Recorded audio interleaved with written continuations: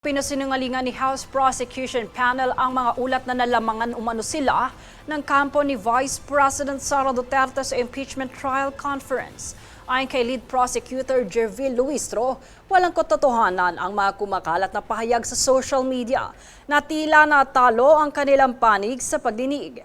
Sinabi naman ni legal spokesperson na si Benjamin Tolosa na hindi maaaring magkaroon ng paborableng desisyon para sa alinmang panig sa pre-trial dahil walang kapangyarihan ang clerk of court na maglabas ng ruling.